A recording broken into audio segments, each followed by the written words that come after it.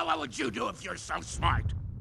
I'd tell you, but you're too dumb to understand.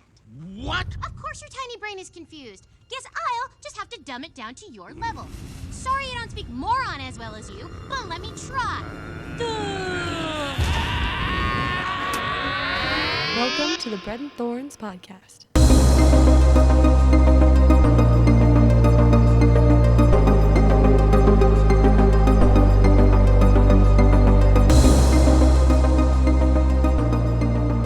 Hello, everybody, and welcome to another episode of the Bread and Thorns podcast, a bi-weekly podcast where we sit down and discuss literature, art, media, and other stuff we really like and how they influence the projects that we're working on. I'm Isaac. And I'm Rosemary. And today we are going to discuss Inside Out.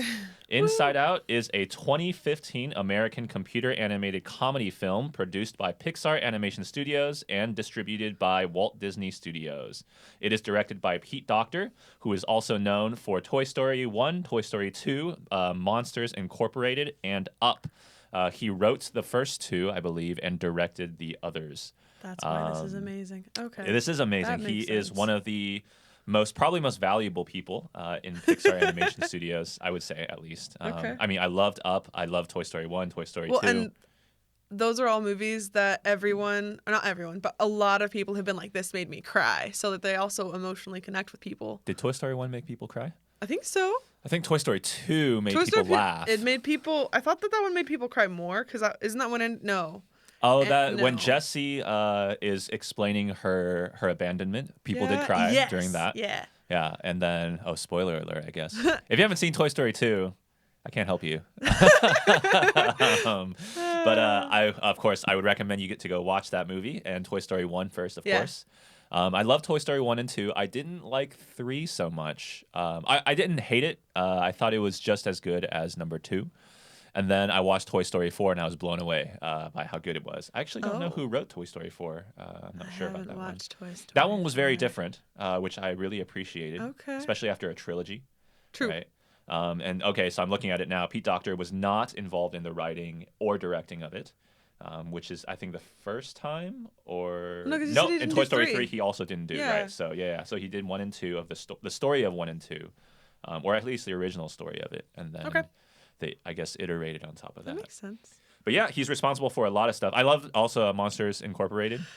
I haven't seen Monsters University. I've heard that one was decent, but it wasn't like as good as Incorporated. Well, Monsters Incorporated was like a brand new concept, and so it's something where Monsters University it's the same concept, and so there's still growth, there's still change, and it is a really good movie.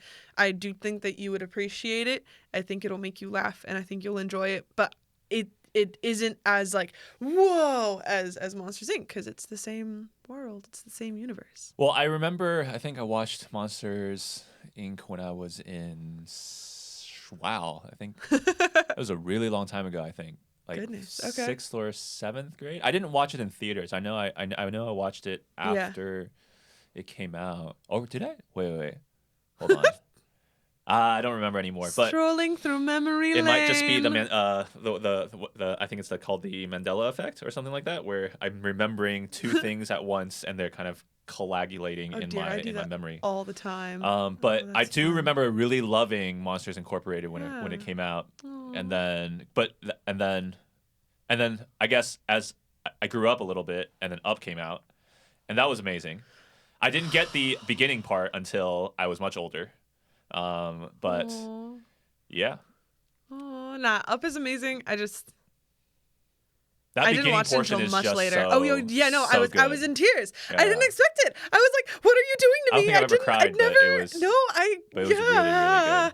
No, because I didn't watch it until like later. So the first time that I watched Up, I was 17.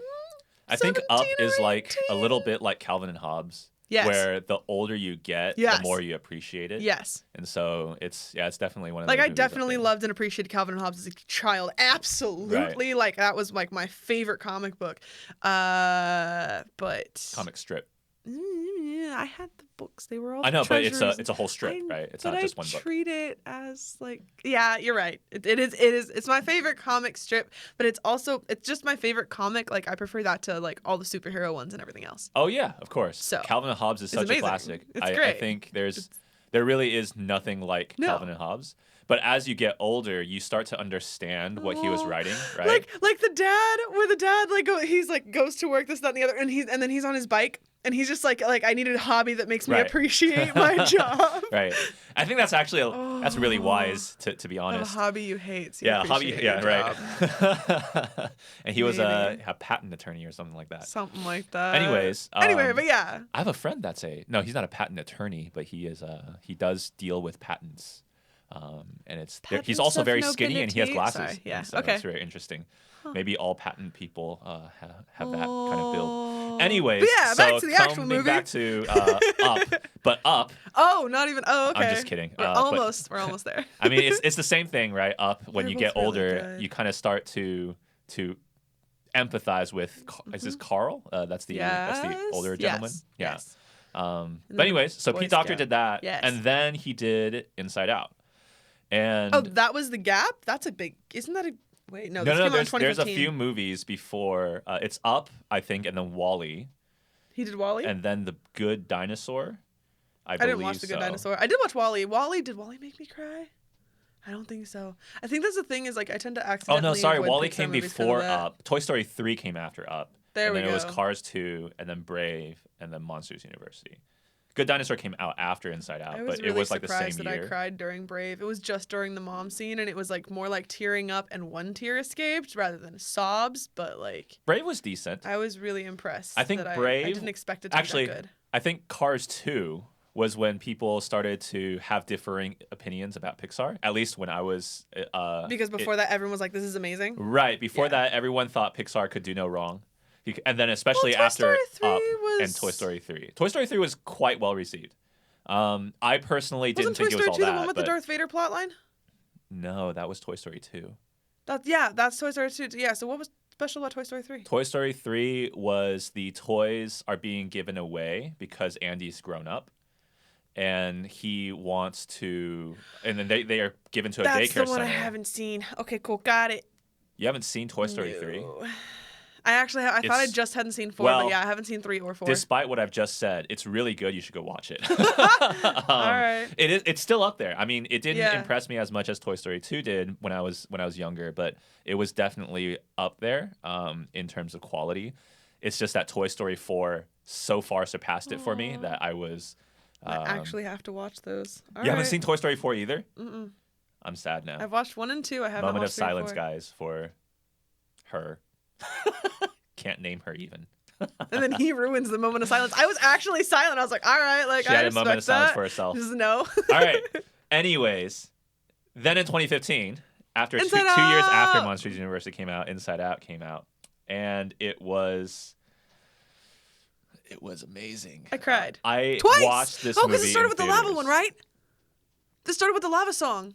Oh in yes, theaters? yeah. I This cried one had the twice. lava. Twice during this movie. I Yeah, was yeah, not yeah. expecting a freaking volcano Yeah, that to short make film. me cry. That short film was wonderful. Oh, it was so good. It was really, really It good. was so good, and like So it I was prepped like you. sobbing and like crying and singing along, like because it's a really really catchy thing, and so I just the first That short few film minutes preps you for Inside Out. Yeah, and then I was like, all right, I'm gonna be okay because I expected it to be a kids movie, okay? It is a and kids movie. I know, but like Disney movies don't normally make you cry. But like this is a they have Pixar like movie. I know, and I wasn't prepared. I actually think I saw this.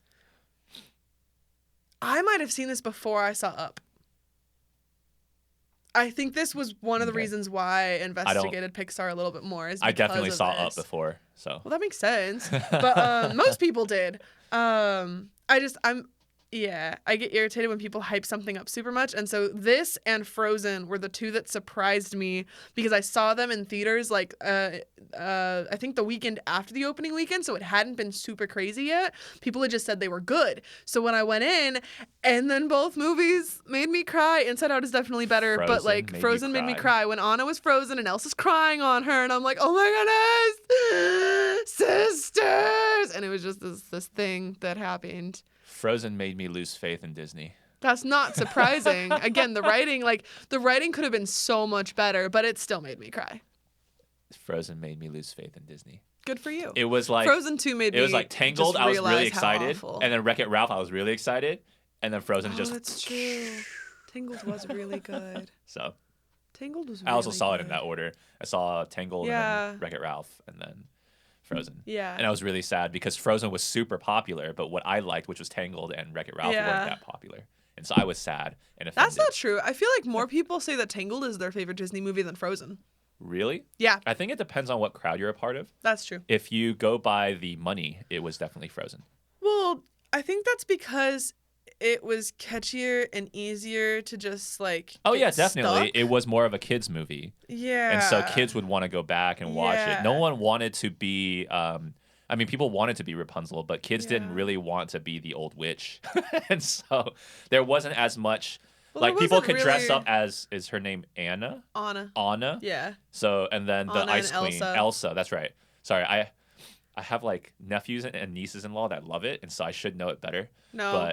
But With sorry. if something's not important to you, you don't remember it. Their names are not Well, important. they're cultural icons at this point, right? And so, Yeah. you can't argue that they're cultural they icons at this point. There's no arguing that. So they're really popular with the kids, and the kids wanted to go back and watch it over and over and over.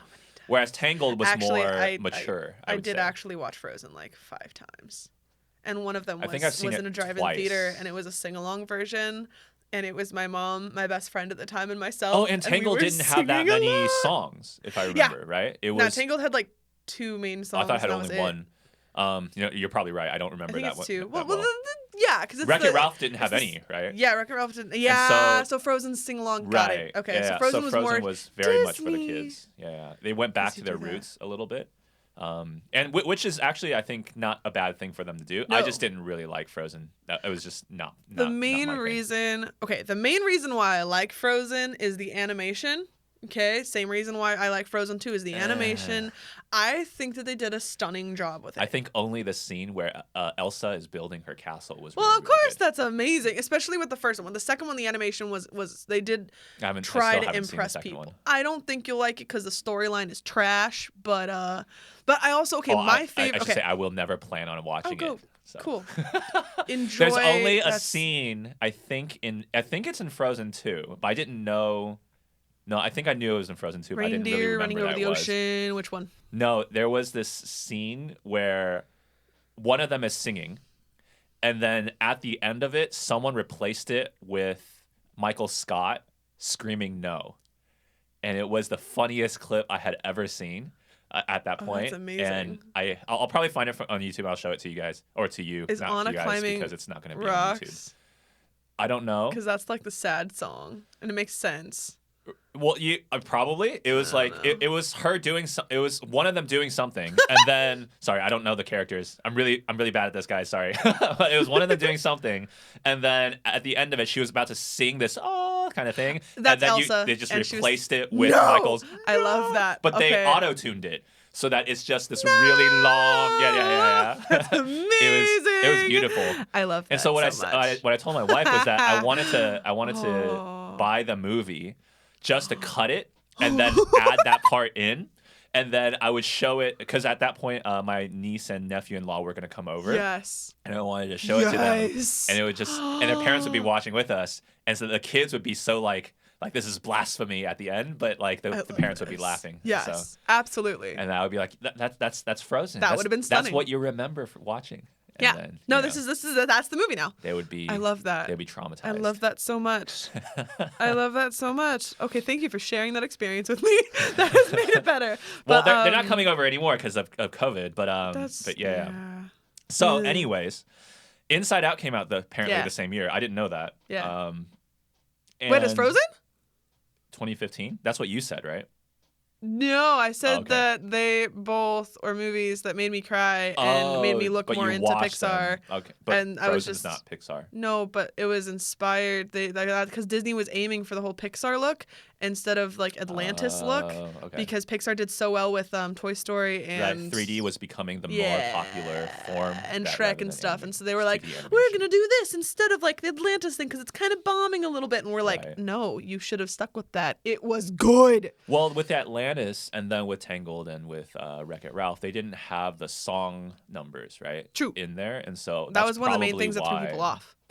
Right, and so people weren't used to 2D animation or any animation that had No no music. songs unless it was Pixar. Yeah, right? and so Disney Because decided Shrek to like had songs, right? Prince of Egypt Yeah. had songs. All these had songs in them. somebody. Want- Yeah. Anyway, yeah. But Inside Out, Yeah. I did watch this in theaters. I remember watching it in theaters Yes. because I remember sitting there. Going into the movie, I wanted to watch it just because it was a movie about emotion, and because Okay. of my background in psychology, I was like, oh, this would be an interesting movie to watch. And as I remember, as I was sitting there, from the moment where you see Riley as a baby, Yeah. I was completely taken in. And every moment afterwards, I was like, "This is the best movie I've ever seen. This is the best movie I've ever seen, or best movie except my number one at that point, which is still my number one since then." But this, I was just sitting there like, "This is the greatest thing I've ever That seen." does make sense why your number 2 is your number 2, though. Yes. That now clicks for me. Okay. And so this is All right. my number 3. Cool. This is not on Rosemary's list. Yeah. Inside Out is not on her list. Nope. It is on my list, and it is Woo. number 3. So I Woo. rate this movie incredibly highly. Very highly. And there's I think I talked about how my number 4, which is Dark Knight, and this movie always flip flops because whichever Yeah. one, it's like a recency effect. Yeah. Whichever one I watch, they kind of overtake it. Of course, this time when I watched it, I was You're like, like, "Yep, Inside Out's number yay. 3. It's number 3. It's so good." Reaffirmed the choice. Every time I watch them, it just reaffirms how they both should be number 3. But this one out is 3.1 and 3.2. no, there's no such thing. Anyways, so Inside Out is one of my favorites. The logical reason I rate this above the Dark Knight is simply because I believe this is a film that every single person on Earth should see, and translated for their language. Dark Knight is a little bit more cultural. I think it's more of a cultural thing. You have a Dark Knight. I'm like, it's also dark. Oh, yeah, like, yeah. I wouldn't tell 6-year-olds to watch that movie. Well, some 6-year-olds would watch it, And I know some. and they would love it. I know some. Actually, I think I would have loved it. more vintage people who would not appreciate the violence or But Dark Knight is what actually it not calls that out. violent. The beginning. There's enough. Like, I know people who are. It's violent in Really shock. iffy with It's not that. violent in gore. You will know that's still something. So, like, again, I'm saying I know people who wouldn't appreciate that versus I don't know anyone who would watch this movie and not appreciate it. Like, my You mean dad. Inside Out. Yeah, my dad. He likes watching movies. It's like the whole like dad and dog thing of like once you have the dog, the dad loves the dog, but before the dog exists, the dad hates the dog or is like, no, we can't get a dog. Like, no dogs are allowed. My I have no dad idea is what that that's like. dad. I want a pet, so it's not. That's true. Like, I do too. Anyway, point is, but like watching movies, it's something where he's very, very cynical and very Right. like he'll still sit there and enjoy This it. movie He'll enjoy breaks the fluff. that cynicism immediately. Yes. The moment that Riley like walks butt naked and is just running The around, little monkey. every adult who's had a child will be like, yeah, I Yeah. remember that. Yeah. Right? And it's just it's such a good movie. It's so sweet. This is if I don't know a person and like we're trying to get to know each other or whatever, Okay. we're just becoming friends. This is a movie that I'd be like, you need to watch this if you haven't already, right? Because this movie is such a first of all, it's a very simple story, but it's a very deep story. I think it's a common human experience story that almost Everyone can universally, relate. right? Everyone can relate to it. But it's everyone also, has these emotions, so like everyone yeah. can relate to this. Well, everyone can relate to growing up as well, Yeah. right? Everyone can relate to those moments when you were growing up, and maybe some people haven't grown up yet and they still feel this about their parents, but they want to get away, right? They want to, they have that tension of I know my parents are this way, but I am this way, right? And they have that experience of maybe not physically running away, but emotionally separating themselves. It's also something though where it's not just like my parents are this way. It's like my parents want me to be this way because that was part of the point is they want her to be. We'll get into happy. that. We'll get into that. Cool, Yeah, cool, that's a really good point. We will get into that because that I'm was. like, I love that. Yeah. There's so much to this, right? So much. And depth. so but this is also the. Also, spoiler alert and. Oh yeah. Yeah. Spoiler alert. You're gonna love this. It's too late. It's too late. You guys know. It's so. too late. But there's. Oh man, I lost my train of thought. Oh, so this movie is also a perfect way, I think, to introduce people to their emotions and psychology, no matter what age they are. In a society that completely does not want to really dive into those. Well, in a society where people are busy, right? And people are just busy in their daily lives, right? Well, but they're trained to not do that because going with your emotions. I'm not going to make assumptions about people, but just that Alright. people are in general very busy. And when people sit down to kind of be entertained by a movie, right, they're generally going to watch something that is easy to take in. Got it. That's where Right. you were going. Okay, And cool. so Inside Out is both easy to take in Yeah. and extraordinarily educational. Yeah. I remember walking out of the theaters and I had I was with four other Yeah. friends, and we were walking out and I was talking to my roommate at that time. I was like, dude, this was such a, and he's an artist. He's still an artist. He was my roommate. He's not my roommate anymore. That would be really weird. We're married. I'm married, and he's just the third wheel there. roommate, right? Just sitting over there. So he was my roommate, and I was talking to him, and I remember going like, man, that was so good. He's like, and he was talking about the art and how this film was actually very different from Pixar's normal Yes. art style. And he was explaining that to me, and I was like, oh, I didn't notice that. And then I was like, but for me, I was felt talking different. about it from a psychological standpoint, and I was saying like, I think this movie, I'm gonna show it to my kids. This is like one of the first movies I'm gonna show to my kids because this gives families a way to speak about emotions where kids can understand it and adults can understand it as well. Yeah. And it becomes just, it's such a good It's a movie bridge. to do that. Right. It's a bridge. And so Okay. that was my experience watching Inside Out. I also, of course, loved the cast, right? Amy Poehler's in here. Phyllis Smith is in here. Richard Kind, Lewis Black. Bill Hader is in here. That's amazing. Kyle Mclachlan is in here. I just like pronouncing his name that That's way. I don't fun. think that's how you pronounce his name, but I just like saying it. I think I said it. Mindy Kaling, right, is here. Mm-hmm. This was the first time that I heard their voices outside, Phyllis Smith and Yeah. Mindy Kaling, outside of the context of The Office, and I was blown away. The really funny really thing is good. their acting is so good that I genuinely didn't realize that these were the voices until right now. Oh, Like on the level of Prince of Egypt, I think it actually upped Prince of Egypt in the fact that I cannot tell. you couldn't tell Phyllis was doing Sadness? I can now that I'm staring at the name, but like I'm usually really It's so good with like, funny. wait, I've heard that voice before, or like, Her- wait, I've seen that face before, Right. and I'm like, Her character I did not. imitates the actress's It's so good. entire like demeanor. Like it's or the demeanor she portrays. I'm pretty sure she's That actually makes so quite much cheerful in real life. But Okay, I genuinely did not. and Mindy Kaling and Disgust are Perfect. perfect for each other. They're Well, no, they're Bill so Hader good. is feel like again Yep. everything Yeah, in this they're is really, perfect. Really good. Yeah. I'm so impressed right now. Yeah. And so Oh my goodness. the Okay. film, just as a summary, cool. I mean, it's spoiled already, but that's okay. For those of you who haven't seen this, we obviously recommend it, or I've obviously recommend it. The film is set recommend inside it as the well. mind of a young girl named Riley, where personified emotions, joy, sadness, anger, fear, and disgust try to lead her through life as she and her parents adjust to their new surroundings after moving from Minnesota to San Francisco.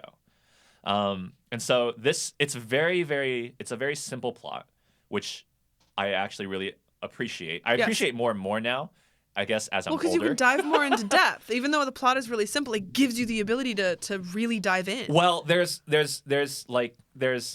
plot depth and then plot complexity, right? A complex plot has a lot of moving pieces going on, and I think a complex plot oftentimes is not as easy to distill in a cinematic experience, whereas a simpler plot is. In other words, a complex plot is not necessarily deep. It's harder to go deep, right? But a simple plot, it's much easier to go deep. I believe Right. I agree with you. I feel like complex plots work better with books than with movies, where you can dive in a little deeper because you get the characters' thoughts and you have more time Right. to do that. Versus with film, you can't really do that. with a movie film, right? Yeah. But with a TV series or a Yeah. serial, you can definitely Yes. do something like that. Because you have the time. Right. And so, but Inside Out, this is clearly meant to be a film. Like Yes. it's very much it's not 90 minutes, is it? I think so. It Yeah, is 95 minutes. Yeah, 95 minutes. And Yeah, so, I'm like, wow. it's a short movie. It packs a punch. But there's so much in it that yeah, I always walk away going. Yeah. I always walk away crying from this movie. Yes. Actually, the moments in it Aw. where He doesn't say that often.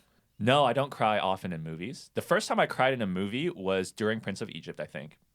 I was watching that in theaters, so it was difficult not to cry. That makes sense. It was so big, and I was So like, oh my overwhelming. gosh. Yeah, so overwhelming. Ooh. And then I don't remember crying in a movie for a really long time until it's probably something before this.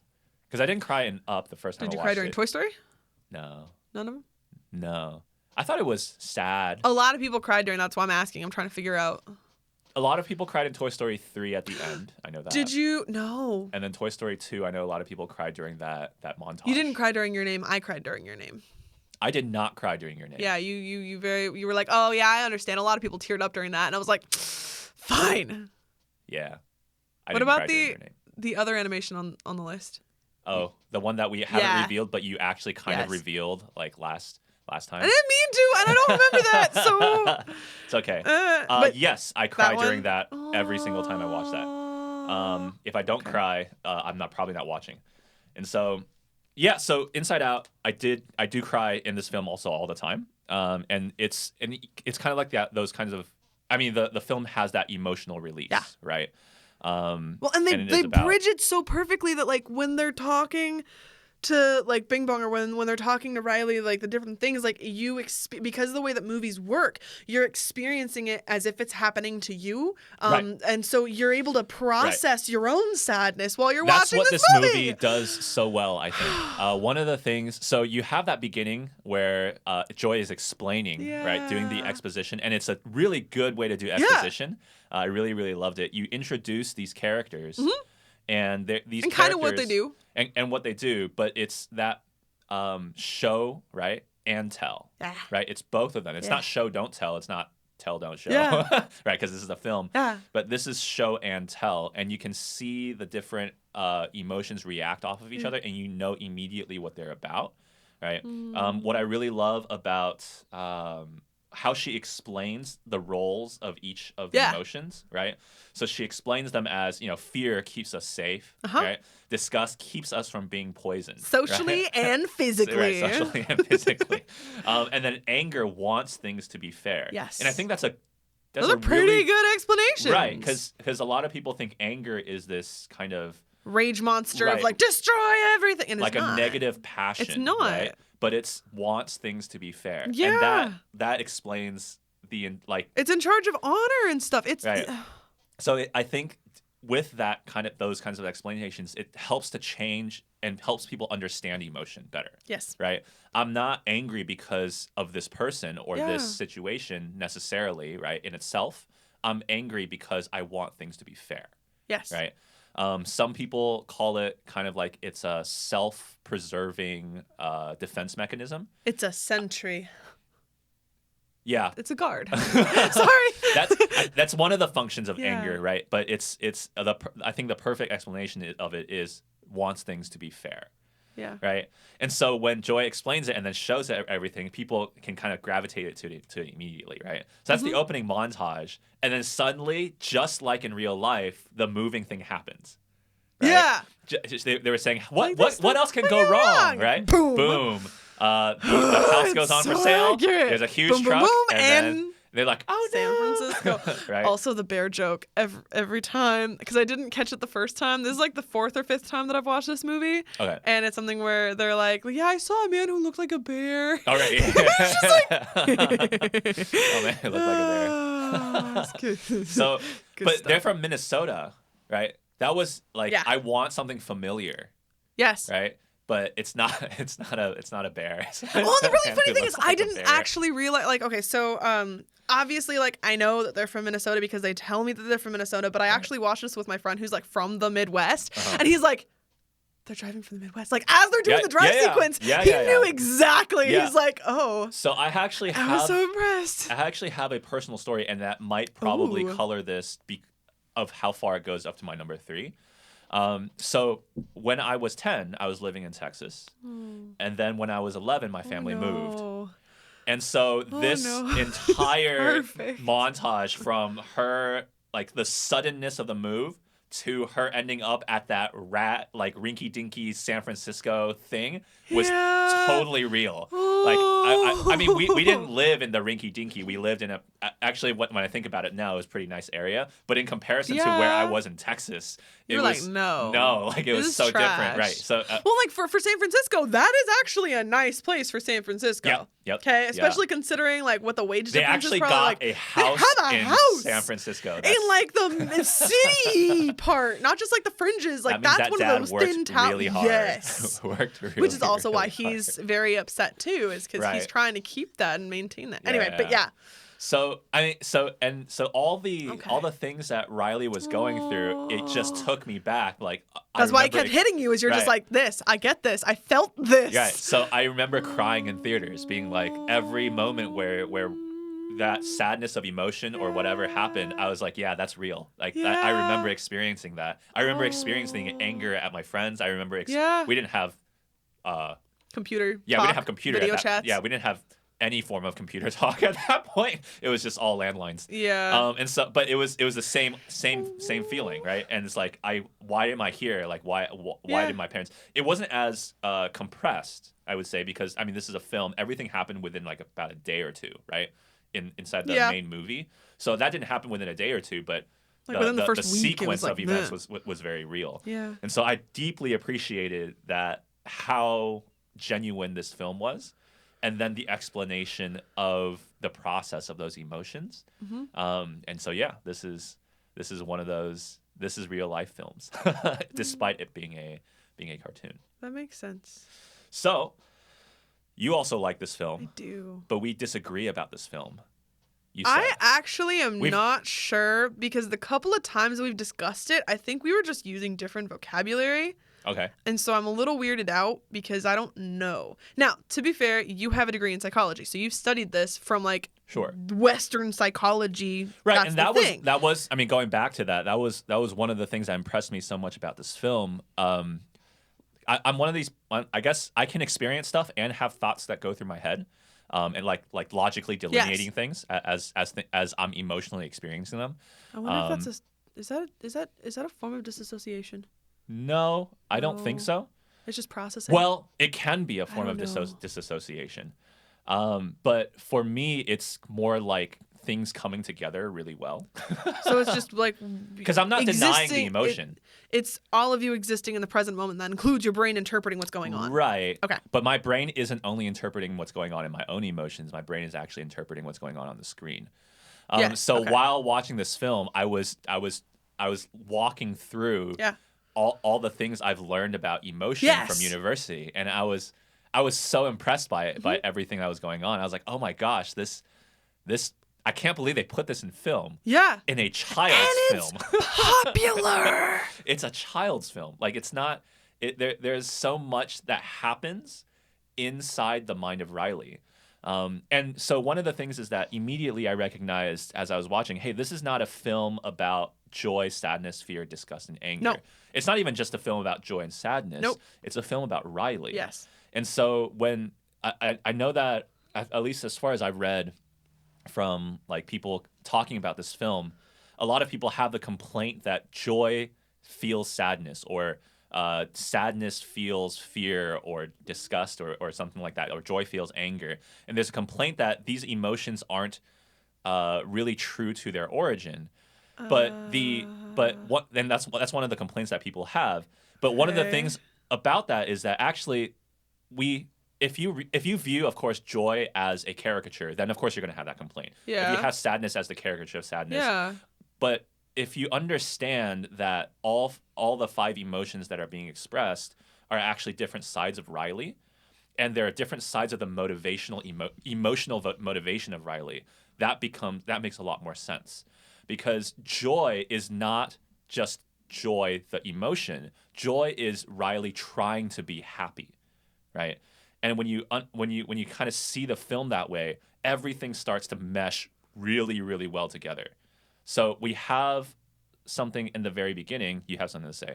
I was just like, to add on to that, it's also one of those things where, okay, so the way that my understanding of the emotions are is that there's more of a flow to them rather than a solid state. Honestly, if your emotions are in a solid state, you're in a bad place.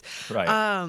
And so with that, so they're joy, not anger, discrete. fear, disgust, Right. sadness, these are actually things that they're supposed to move with each other as well. Right. So like you're not supposed to live in a continual state of joy, which is part of the point of the movie. You're not supposed to live in a continual state of sadness or fear or disgust or anger. I love when sadness breaks down. He's like, I just want to think about all the. You have the quote there? Crying makes me obsess over the weight of life's problems. And I'm like, and again, I watched this with my friend, and I was just like, oh no, you've seen me do this. Like I've done this. I have done this. Like I was just telling him that, like, hey, if you ever just walk in on me and I'm like face down on the floor, I'm just processing stuff.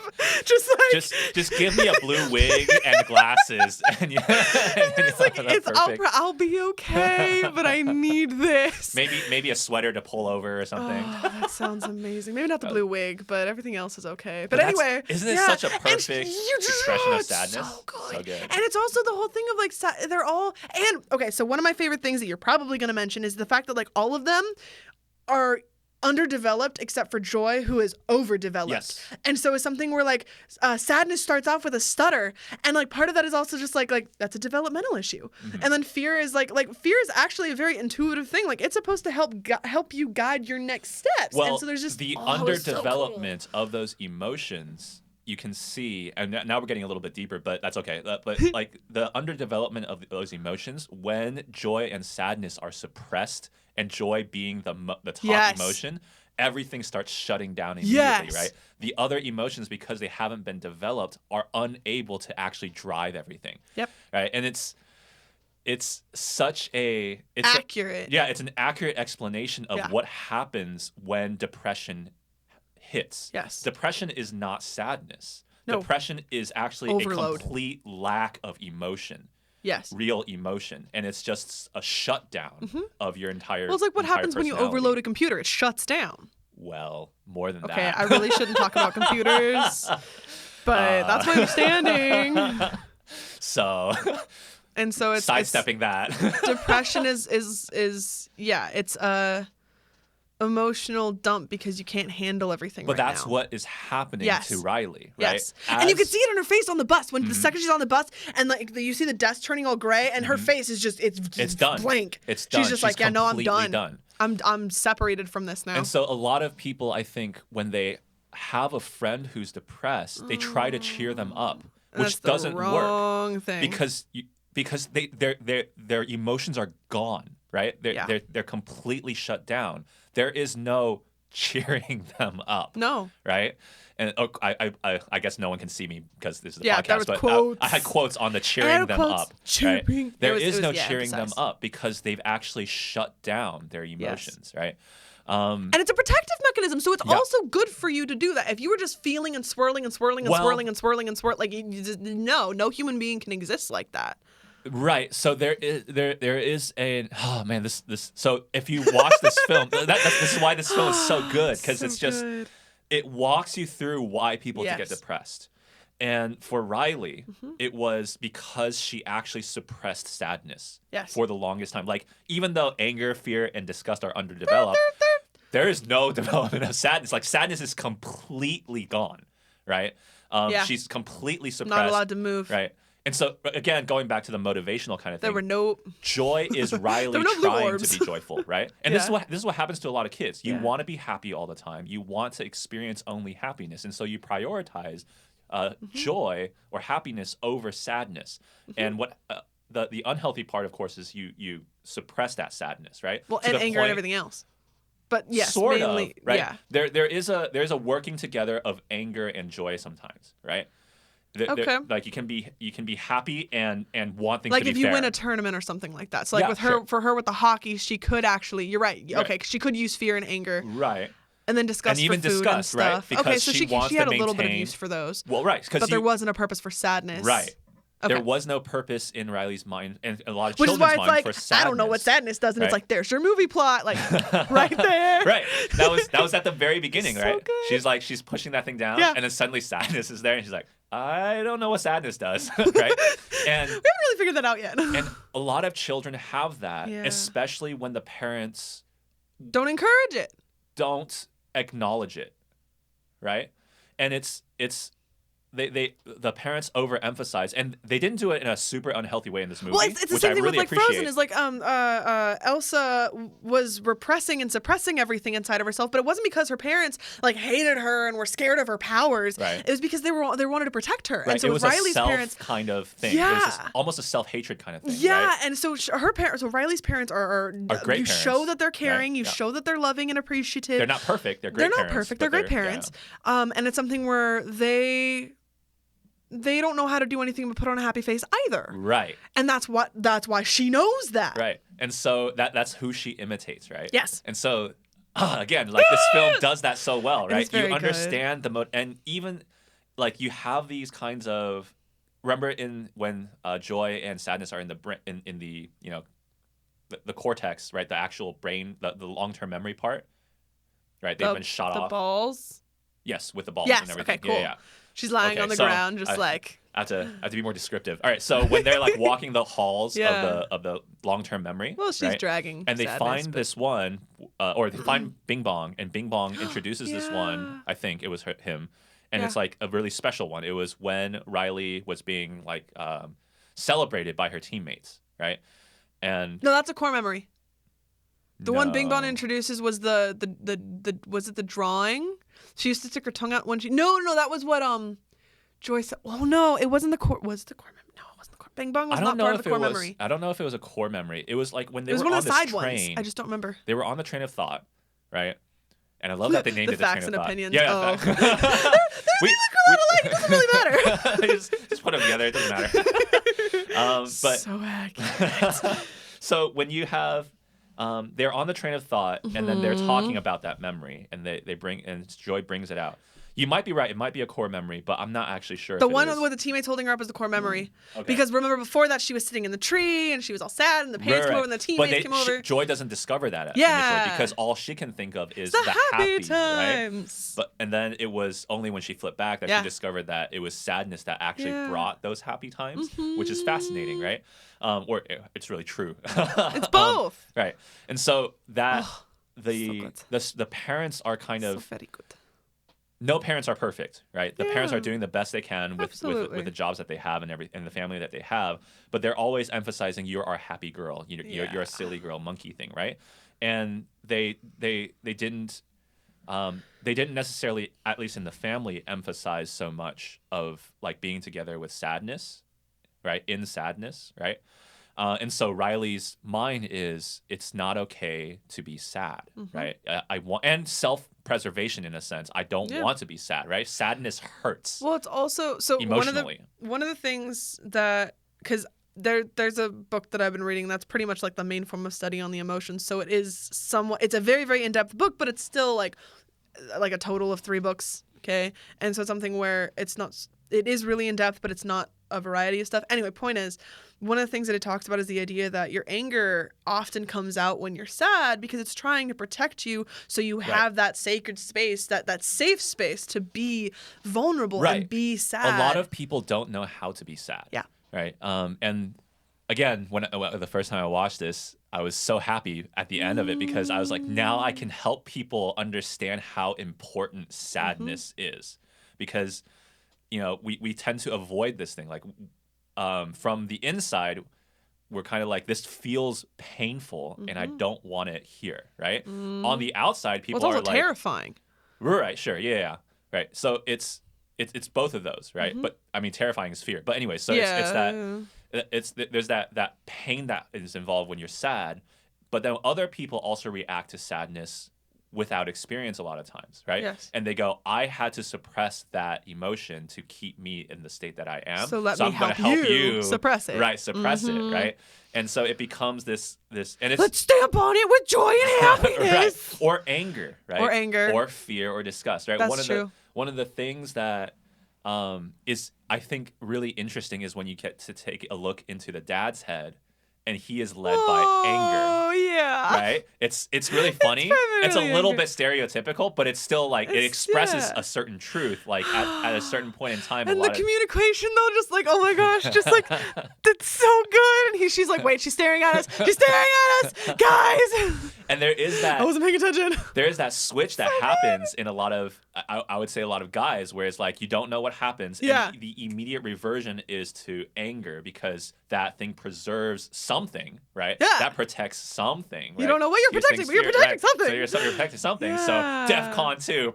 Let's go. Two keys. It's like a nuclear bomb. So good. And so it's. Put the foot down. We're going to get ready to put the foot down. And so, good. the same thing happens with the mom.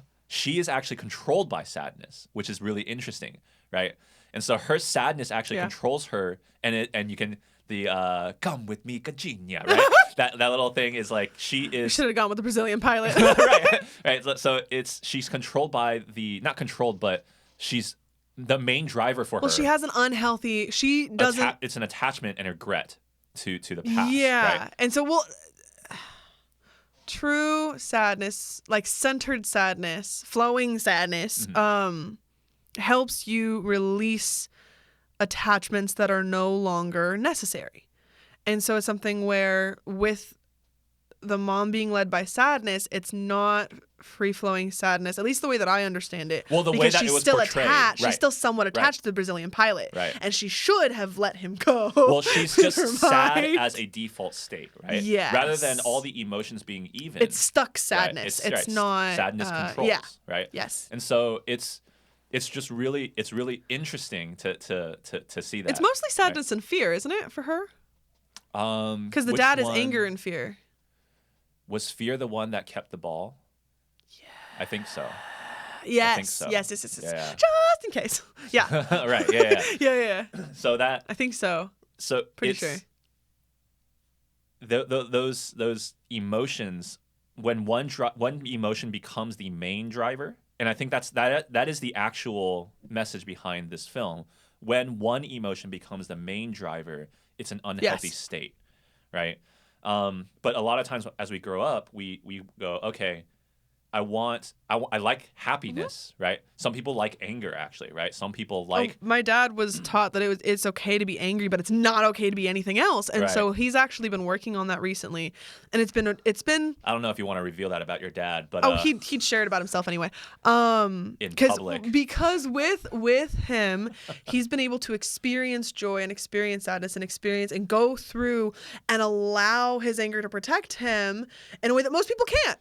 Like, most people are afraid of their anger instead of being able to use it as a protection. Right. So people use certain emotions to save themselves, right? To save themselves from experiencing the other undeveloped ones. It's survival underdeveloped ones. Patterns instead of it's a defense mechanism. Living. Right. And what we have in Inside Out is a walkthrough of integration. Right. That's what this entire story is about. It's the integration of emotions. Right. Interestingly, it happens right before she hits puberty. Yes. But it's still, that's the message, right? Your emotions are all important. I hadn't seen the short film, but I saw the short film. Did you see the short film? Where she's 12? Short film. No. Riley's coming of age. It's a short film. You should watch it. Okay. Sure. Fantastic. I'll watch it. I didn't even know that was a thing. It's so good. But yes. I mean, anyway, I to be honest, I walked out of this film and I remember telling my roommate, I was like, I don't want a sequel. And he was like, yeah. Why? I was like, because this was a perfect look at all of these different things. And I really don't think you can. It will be very, very, very, very, very difficult. It won't be ruining it. It would be very, very difficult to actually measure up to what they did here. And anything that they do, I think, would have to be on another subject rather than emotions. Yeah. Yes. And it'd have to be a different lesson. But at that point, I guess. At that point, then the emotional characters become more of like these sideline things rather than the actual important thing. Important, right? So, and again, especially, I have not experienced many people in our society that aren't governed by their emotions as well as completely ignoring that they're governed by their emotions and the states that they leave their emotions in. One of the things that this movie does, and this may be where we disagree, but I'm right. No, I'm kidding. This is one of the things that this movie does. It actually explains that every single human being is actually controlled by their emotions. And that's actually one of the things that a lot of people are in denial about. Yes. No matter who you are, your emotions drive you. And you don't recognize it because a lot of people justify a certain emotion that they have with logic, with rationality. And so they say that their mind is the most important thing, and that's what's guiding them. But what they're really being guided by is anger, right? Or disgust or fear or something, right? Whatever it is, they might not recognize it, but they're being guided by a singular emotion. But a person who is actually emotionally integrated recognizes that everything that they do is driven by emotions. And so then it becomes the choice of, okay, what emotion am I going to experience now? What emotion am I going to allow myself to, because emotions are kind of like unctions, they're motivators, right? And so it is what can I do with myself to make myself feel a certain way so that I can do what I need to do, right? Or I can think what I need to think, I can talk what I need to, or say what I need to say, whatever it is, right? It's in control of those emotions and integrating them, right? And so that is actually what is going on with these 5 characters. It's Riley choosing and prioritizing joy, not understanding that she needs to integrate all 5 emotions in order to function well as a human being, right? And it's not just one emotion. I shouldn't have said it that way, I guess, but it's which emotions and where along the spectrum of emotions am I at, and assessing at that point, is this healthy? Well, right?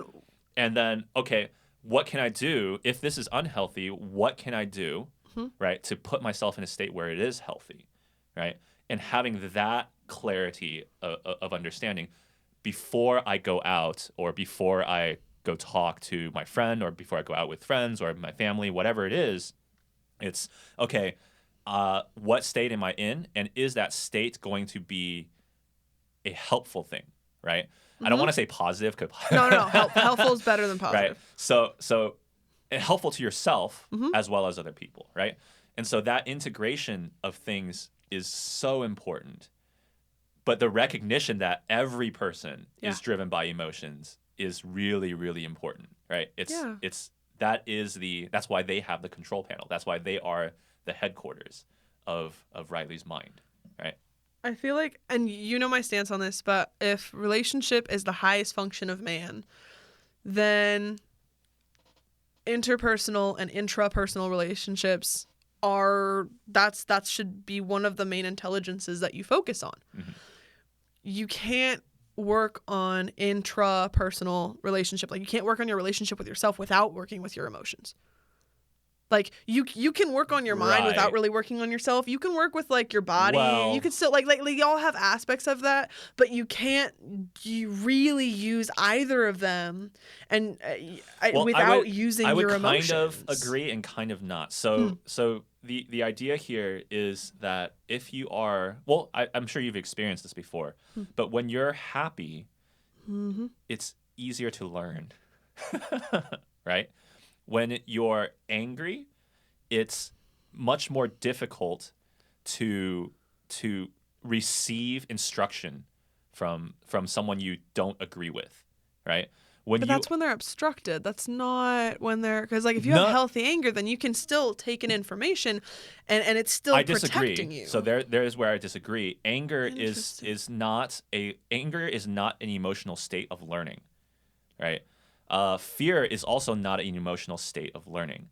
Disgust is not also. Disagree with that. Okay. So when you are in fear, and this is researched, so this is it's not really a dispute at this point. But when you are in that fight or flight mode, you are always looking for the best survival for your physical body, and so you are actually going to take. You're going to take information, but you're not necessarily going to. When I say learn, I should be more specific, like positive learning and growth, like helpful growth, right? When you're in fear, do you consider using intuition or being able to receive input from multiple sources a form of learning or not? So do you consider observation learning? So I would say that intuition is a separate subject that is very difficult to broach. Do you think that observation is a type of learning? So that's what I'm saying. Like there's learning, but like I'm talking about learning as in helpful growth to yourself, right? And so when you're angry, right, you don't necessarily learn intellectually. You might learn habitually, and you might observe something, but in order to do something like self-preservation. But you won't be like if you're angry.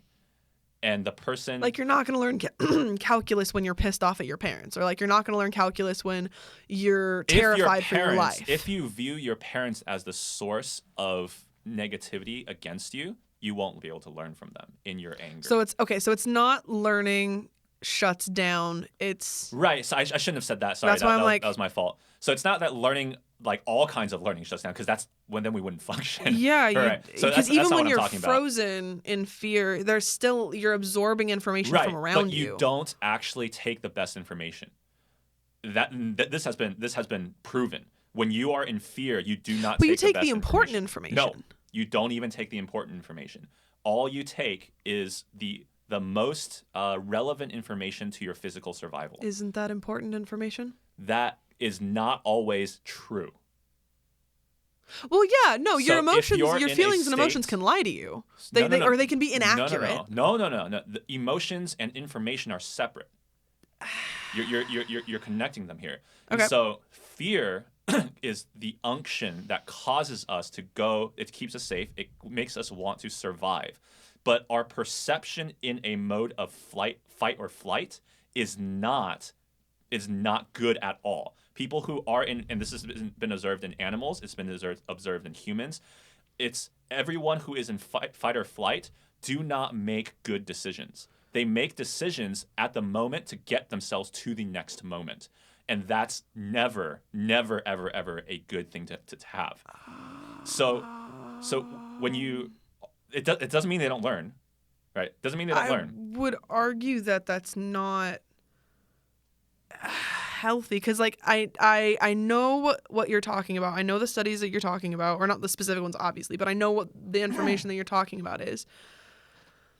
But it's different from you're involved in a gang shooting and then when the police talk to you, you only remember that one of them wore a red shirt and then 3 other people are like no one was wearing a red shirt. Like it's not that kind of information. That's I'm saying that like fear.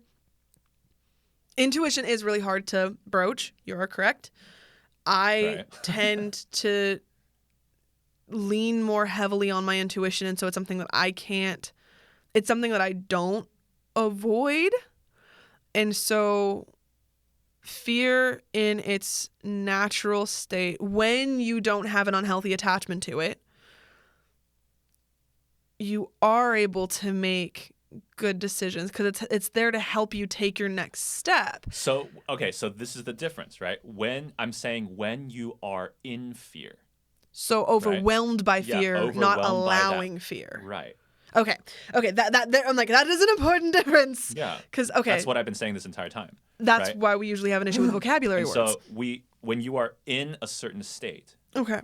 Right, and it's not the main. It is the main driver behind what you do. The emotional state overtakes you, and you aren't actually able to progress as a person, right? But you should be able to use your emotions, though. Of course, you can use your emotions, but when you're overtaken by that fearful emotion, again, I mean, this is overwhelmed, overtaken. You're not okay. Yes, in that moment, if your fear is controlling you, yes, you're not going to think. Well, there's not really again. It's a the argument step-by-step is basis. that I guess I shouldn't have said control, but because this is where a lot of the things that we kind of don't know. We just don't know. But so you bring up the idea of intuition. So I shouldn't have said emotions control you, but emotions are at the control table, right? So that was my fault. Okay, when I said control, that's not what I meant. It'd be like as if Joy had imprisoned the other emotions and was running rampageously throughout Riley's life. Right? Or fear. Right. If fear was in control and had done that and is not listening to anything else, that's fear spiraling. So what you have to understand fear. is that each of these emotions are telling you something, right, about your state. They're not really telling you something about the world, right? Emotions are They tell you not- about how you perceive the world. Yes. Sure. We'll go with that for now. So yes, let's just go with that for now. So emotions tell you about your current state, right? Whether that state is good or not is not dependent on whether you are in it, right? Say that again? Okay, I'll say that again. Your emotions tell you about the state of you at the present moment. Whether that state is healthy or not is not described by those emotions. Okay. Right? Yes. Okay. Yes. Okay. Cool. Okay, It took me. agree. I'm like, So, brain. so that's why I want to kind of take intuition a little bit out of it, right? Okay. Because Because that's already a level of interpretation rather than just accepting the message right. that's there. Well, it depends on what people mean by intuition, That is right? And there's true. just so many. That's why I say it's such a. Okay. It's hard to broach that subject, Okay. and so I'm not really wanting to really touch it because it's just. I mean, we don't know what consciousness is from a scientific perspective, right? Well, like we just don't. 39 and a half a pole. Sorry. And that's the podcast. No, I'm kidding. But we don't, right? So we don't know what consciousness is. Okay. It's one of the biggest mysteries in psychology. We're still, still right? yeah.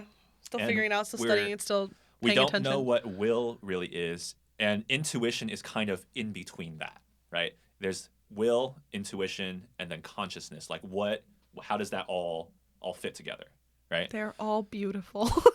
Well, duh, yeah. Ooh, that was a dolphin laugh. Okay, cool. You want to do it again? No, not the second. It might happen. And so in oh man, what were we even talking about? Your emotions tell you where you're at right now, not regarding whether or not it's a before healthy that. state. So it's easier to learn when you are in happiness. It's easier to learn and grow as a person when you are happy. I feel like it's whatever is safe, and happiness is often considered safe for most people. Well, yeah, sure, there's the extreme, but it's just easier to learn when you're happy. That's not an if. That's actually a statement of fact. Like it's not. There's not much dispute that you can have This that will you can bring probably evidence sound to me. somewhat tragic, but I actually, it's kind of like a Harry Potter type of thing. But when I'm happy, I almost immediately panic because I'm like, wait, something's gonna go wrong. Okay. So again, it's also That's not a universal experience. Right, okay. But it's something where for me, I do tend to learn better when fear is driving the bus or when that is actually probably not true. and I know Just from a scientific study the standpoint. way that they've studied it, yeah, I That's agree not with true. you that you learn better when you're not overwhelmed by fear, especially. No. It's like in a state. So I'm talking right now about being in a state, right? So Okay. in a state of fear, you don't learn very well at all. In a state of joy and happiness, you actually learn a lot easier than the other ones, right? And so if you wanted to be a person who learns well, right, you would want to learn how to put yourself in there you go. That's what I was getting to. You want to learn to put yourself in that state of happiness, right? And if you want to be in a place to learn, right? But again, a lot of people don't understand that the anger right now, right? If they're in a certain state, that an anger is driving them, right? And so the reason they don't want to, they go, okay, I don't want to be in a state to learn right now, so I don't want to be happy, right? And so therefore, I'm not going to learn, right? But that's actually anger talking at that point, right? And it's not just anger. I'm saying there's other ones as well, like disgust and fear I'm and just things like that. processing And so that. But that lack of recognition of the state of emotion that you're in is the problem. We can agree Right. on that.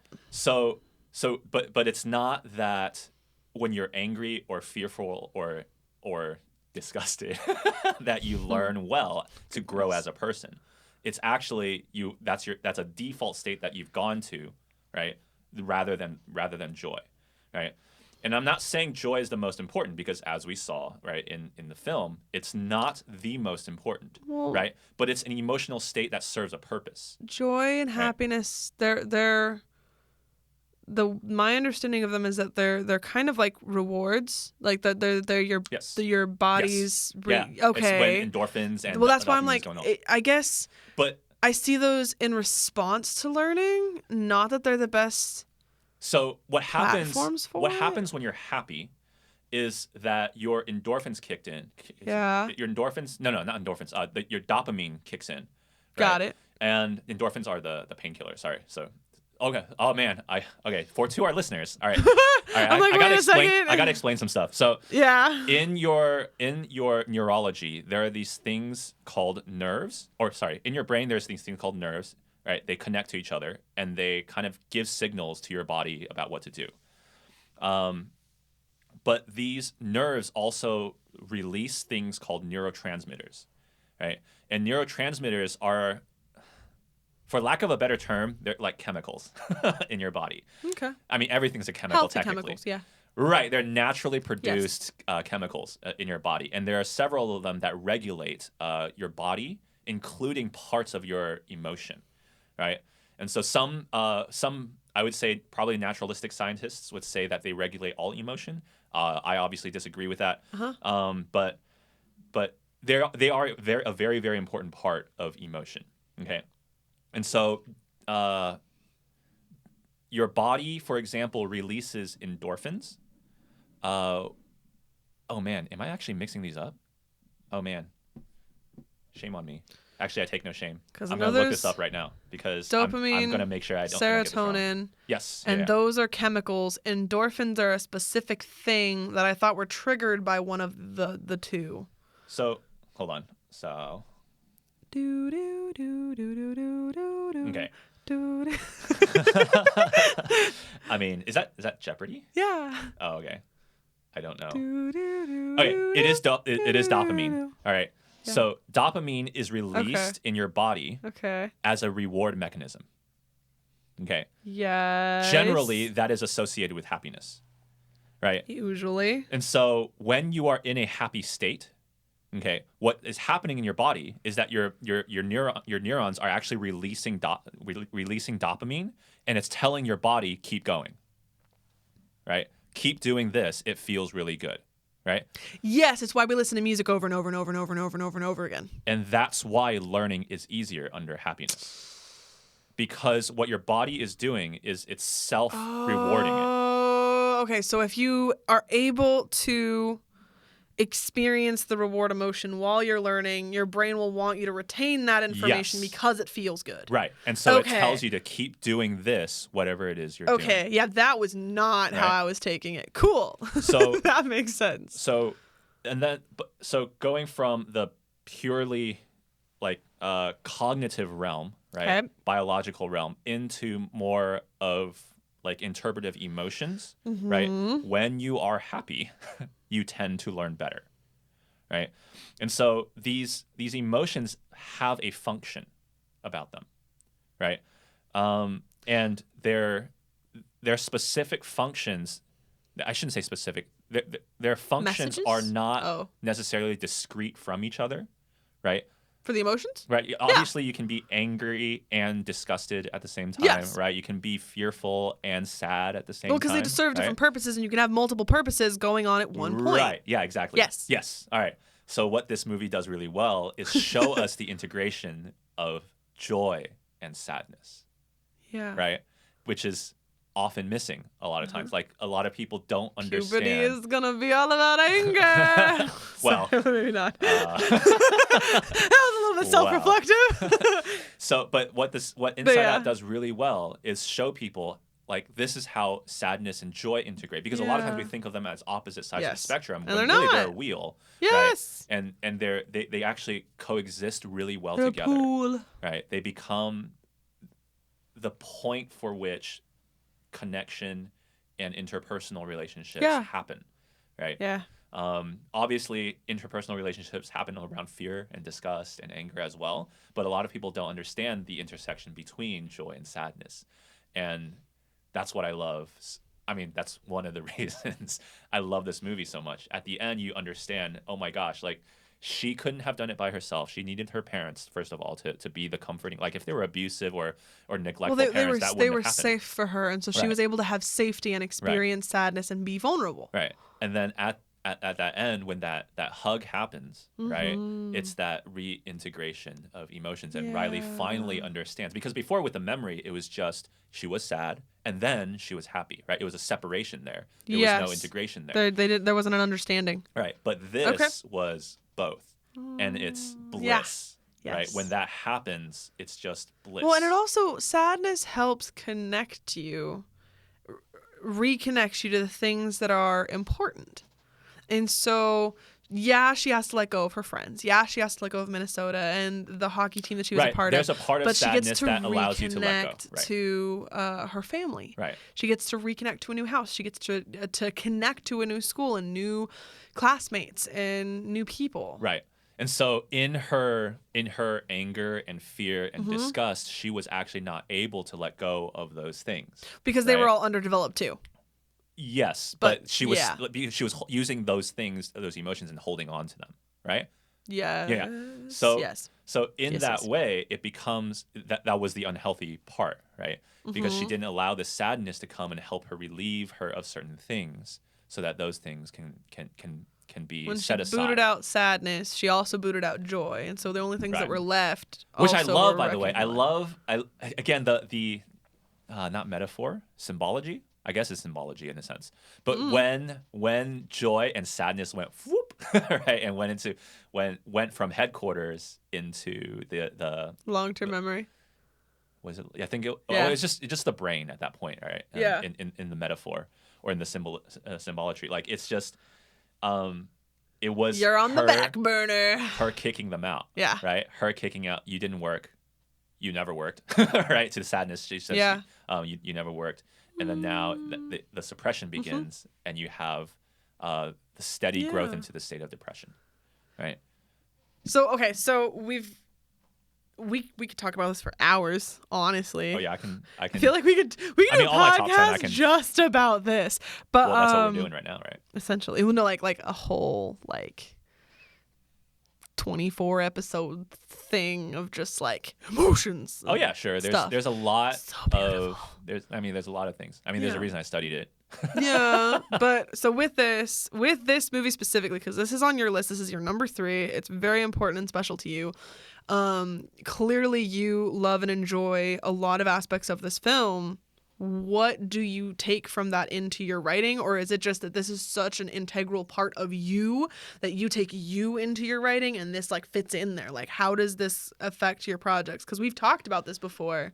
So the way I look at this is, I mean, this as a creative, I guess I call myself that. Or so as a writer, musician, whatever, right? When I'm creating things, I don't necessarily go, okay, I want a character to be joy, or I want a character to be sadness, or anything like that.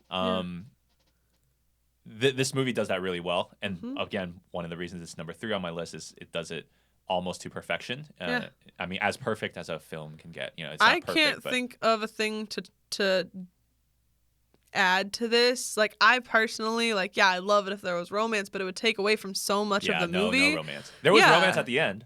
The boy, girl. He just stares open just mouth. Crazy. He's just like, she's like, okay. Bye. Yeah. So there's by the way, the short has to do with that. That's why you should watch the short. I think I've seen it. I don't know if I. Because the dad is all he's like, I gotta drop the foot. And he's like, yeah, I'm in a band. And he's like, yeah, I think I've seen it. I was in a band.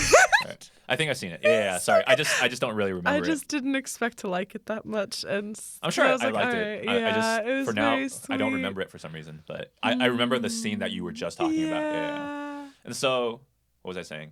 Oh, so I don't take inspiration of this in the content. I do take inspiration from this in terms of how they did it. Yes. Right? Well, the show and tell and... Yeah. So that, but also the fact that 5 characters are really one. right? That was cool. And so you have this character study of Riley, which is really a character study of us, right? Yes. And these 5 characters kind of represent that thing. And so what I take inspiration from is, I guess the easiest example would be if I write a character, and I want that it's not an ensemble cast. It's more of like a one person character study kind of thing.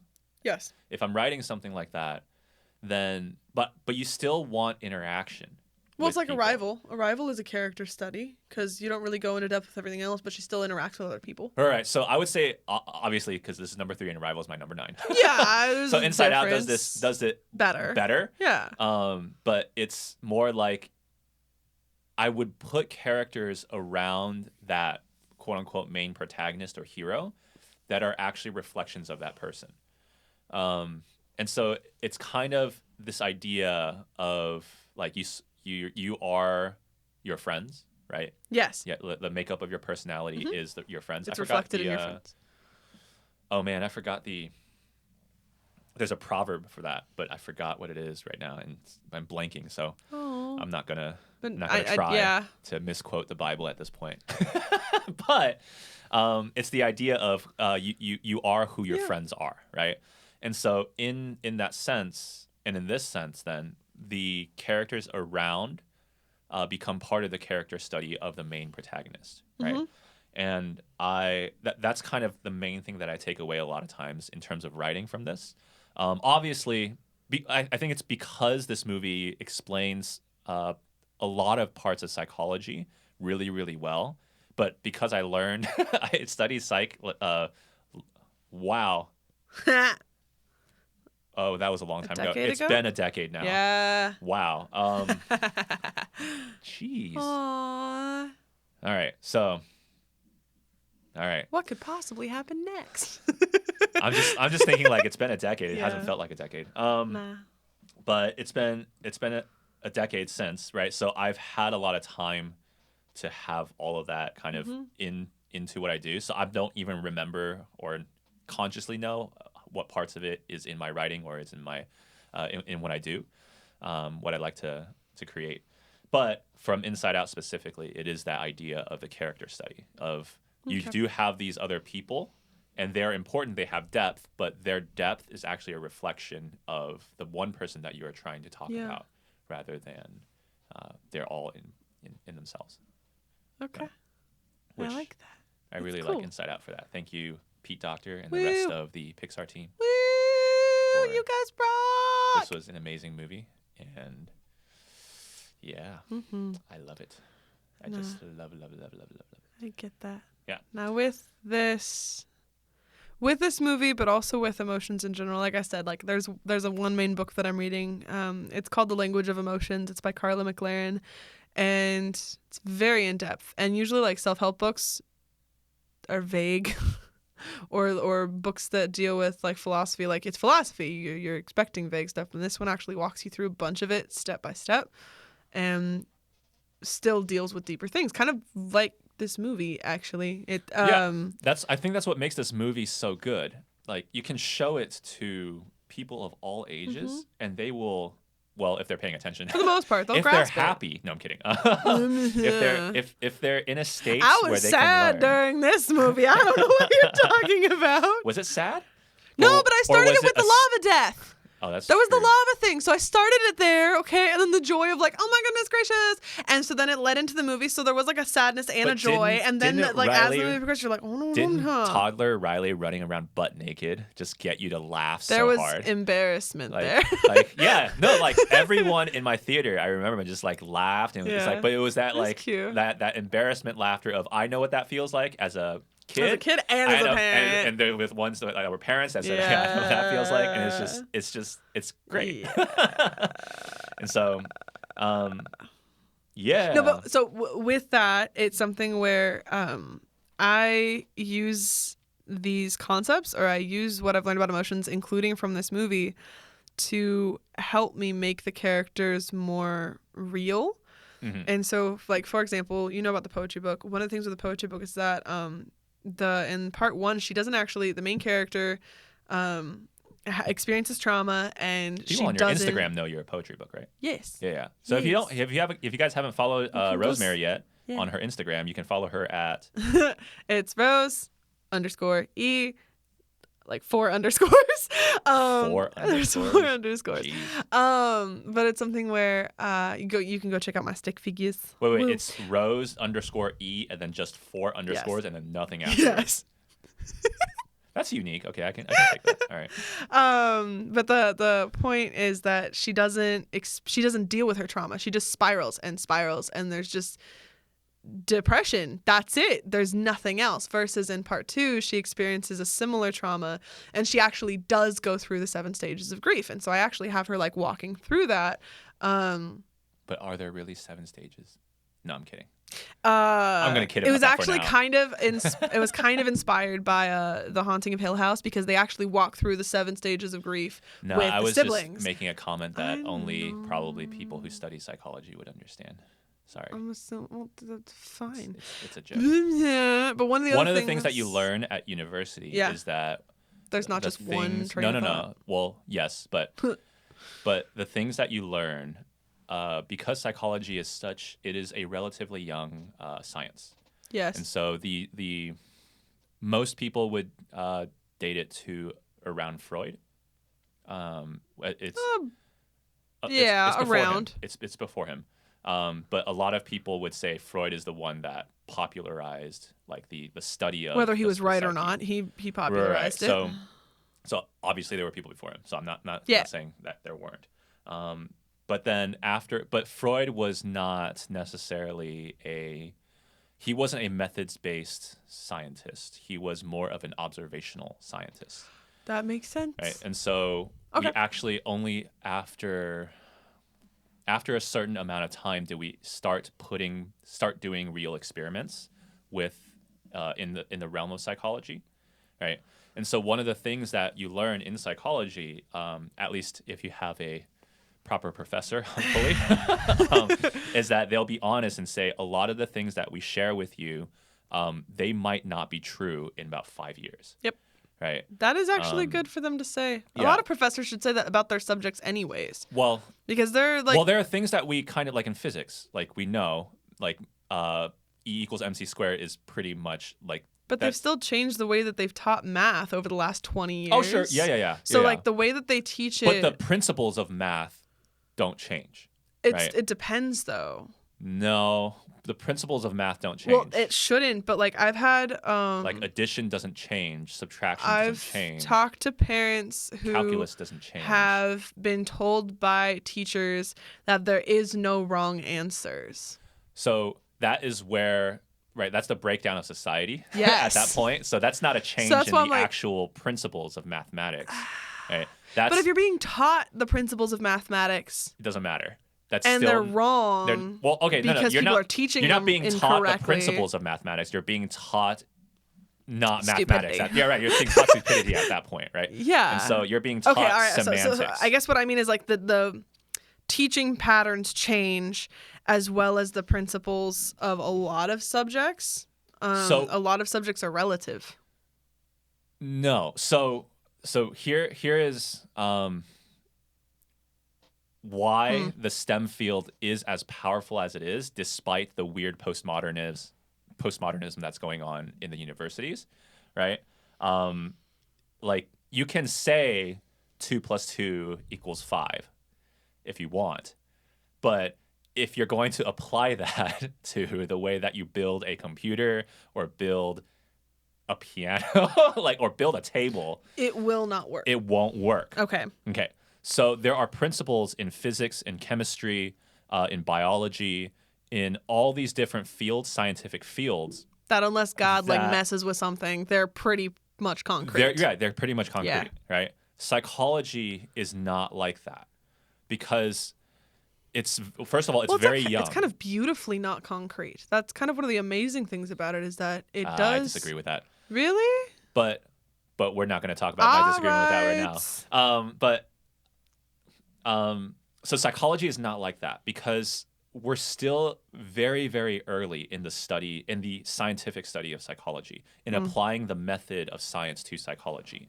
And because we're so early, our sample size is just nothing compared to the actual breadth. Well, it's also like it started with human mental beings in illness, history. and now they talk about mental health. And so, like, over the last 20 years, like, there's a positive psychology. So, like, there are things that have changed that didn't really exist 50 years ago. So one of the things that I would so one of the main indicators of this of like psychology principles are still in flux. So in the 80s and I think it's the late 70s, 80s, and early 90s, there was this movement in education about positivity, self-esteem, Yes. and all these things. And they thought that with their studies that they had at that point, that if you teach kids to have a positive outlook on who they are, if you teach kids to have high self-esteem, if you teach kids to do, like, they can do anything, they will become better people and be better citizens in whatever society that they're in. What we're finding out now, because that was, in a sense, my generation of people, what we're finding out now is these people labeled millennials are some of the most entitled and depressed people. Right in the world. Yes. And it's a failure. Connected that. It's a failure of principles that were introduced by psychologists, yes, right, into society at that point. But I mean, you can't blame them in a sense because that was the best, test. Right? It just failed. No, it's the best that they knew, right, at that point in time with their studies. That is also fair, right? And so there's no evil intent here. There's no anything like that. It's just that the result of it was disaster, right? And so. Well, but the result of what we're doing right now is disastrous as well. Well, too. What we're doing right now is, okay, let's not go there. So what I'm saying is that the principles of psychology, most of them are not set in stone. They shift. Right? They shift because as new studies come out and as we go throughout history. You're like, wait a second. Right, this doesn't work. Okay. Right? And so one of, like, the only things that we know, right? The only things that we know in psychology definitively is that the things that you learn, okay, the things that are associated with those things that you learn, okay, are helpful in relearning the thing that you're learning. That's about it. That is about it. The things right that are around you and the things associated with the things around you help you with the thing that you're learning right now. What you're learning right now, like let's say I'm trying to learn math, right? And the way that you're learning math, right? That way of learning will help you relearn in the future that math thing. But that's basically it, right? Interesting. So the environment around which you learn something is very important. And that's it. But that's it. We don't have a description of whether that environment should be happy, sad, like all that kind of stuff. Though there are theories about that, right? And we know that, of course, like I described to you, like dopamine, when that releases, you actually learn better. But you can also trigger it in other very weird, interesting ways. There are other ways to trigger dopamine, right? And so there's all these kinds of, like, we have biological things that we're discovering, which are great, which is why I really appreciate that side of it. But then the interpretive aspect of it is in flux still. And it's a lot of the popular psychology that a lot of people read in books and magazines and in newspapers is not the study. It's the results of a lot of, not dumbing down, but a lot of interpretation of it. But it's like third and fourth party interpretation. Instead of dumbing down, it's watering down. Right. And so it's not watering down, it's just interpretation, right? Okay. And so oh man, there's so many examples. All right, but we're running out of time, so I gotta stop. I'm sorry. So this is obviously a subject that I'm very, very passionate about. I love psychology. There's a reason I studied it. But one of the funny things is that that's one of the only principles that we know about the human psyche. That's very amusing. Right. And those are not, I'm not talking about the neurological, like, aspects. Obviously, those are set in stone. Like, that's not what I'm talking about. All right, so, do you have anything else to say? I think that's pretty much it. And honestly, like, one of the cool things of doing the studying, because one of the things that I did for Inside Out was I wanted to go through the relative emotions in the book that I'm going through, and one of the ones that I was going through was grief, and it was something where it actually, like, almost immediately, like, as I was going through that chapter, I was like, wait a second, I need to fix this. And so I had to go fix something in the poetry book because I wasn't describing the grief process correctly, or like doing it in a way where I was like, wait a second, no, it's not. I have a perfect example in my head. What? Sorry. So in terms of the popular psychology kind of thing. Yeah. Right? Sorry. Did you finish your thought? Yes. Okay. So, sorry, guys. I want to know. All right. So one of the things is that I think it was in the 80s. They did a study on the brain. They hooked people up to electrodes and all this kind of stuff. Fun and times. They had them like read. They had them do all these other eat these different things. And it was just basically mapping the brain and seeing which parts lit up. Yes. Right. In electricity. Yes. Right? And so that you know which parts of the brain is being used. Yes. Right. For whatever. Right. And they discovered that the brain is made up of 90% gray matter. I'm a little bit off on the numbers there, but it's about 90% gray matter. And then there's the rest of the brain that's like the amygdala, the hippocampus, those kinds of things, right? Okay. Things set in stone? Yeah, those are brain parts. No, I know what I'm sorry. Okay. Yes, I know it. He's looking at me like, oh dear God, do I have to explain what these are? No, I know what those are. Okay, so those. I actually roughly know where they are as well too. In that time, they were talking about how the amygdala was a regulator of emotion.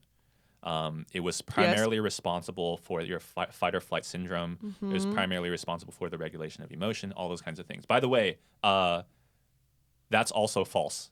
Yay! So Science. that's not. It's not false completely. It's just the way that it's been interpreted. Mm-hmm. And so the way that people took it from the second person interpretation and the third person and then the fourth person. Telephone line. Right?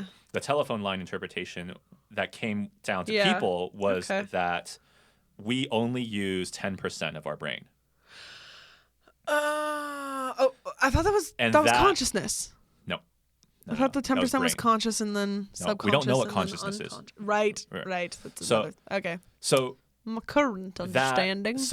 That kept going until about 2005 to 2009-ish. Yeah. Like around there. Yeah. When people started understanding more so that we use all of our brain. Yeah. We use 100% of our brain, not all the time, right? But we do use about 100% of our brain by far. And so there is no part of your brain that's kind of unused unless there's something wrong, right? Or it's like if you're a child and it's growing and all that kind of stuff, right? Your brain grows and things like that.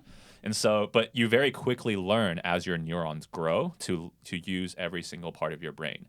So, but it, like I think like 4 years ago there was a movie with Scarlett Johansson where she was like only using 10% of her brain or something. Or no, that one. Everyone else used 10%, and then she used 100%. She got superpowers, right? Yeah.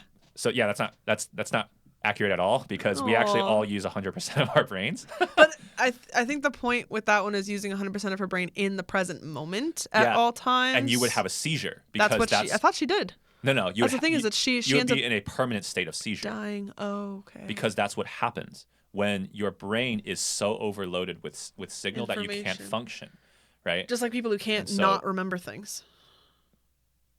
I'm not going to do that right now. Sorry.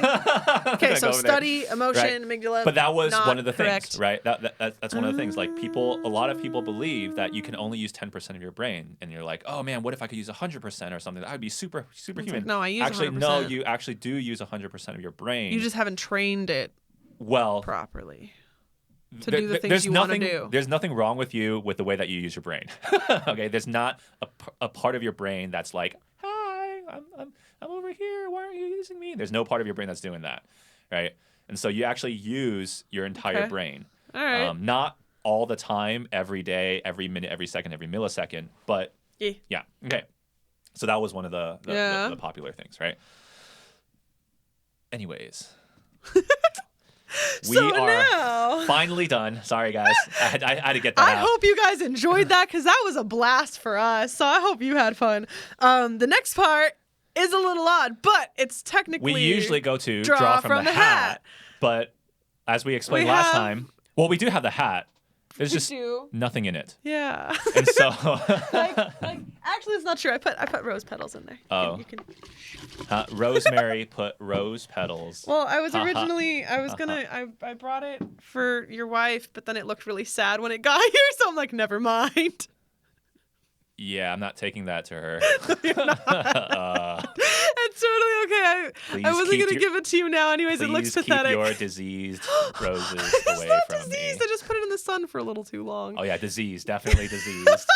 Point is that we only have 2 movies left, and so... And some of you might be asking, why do you only have 2 movies left? If you've been keeping count with us, we actually should be having 4 movies left. Yes. But the truth is that both movies that are left, they're the same. They're the same for us. So our top 2, or my top 2, are the same as other ones on Rosemary's list. Our number 1 is the same, but his number 2 is my number.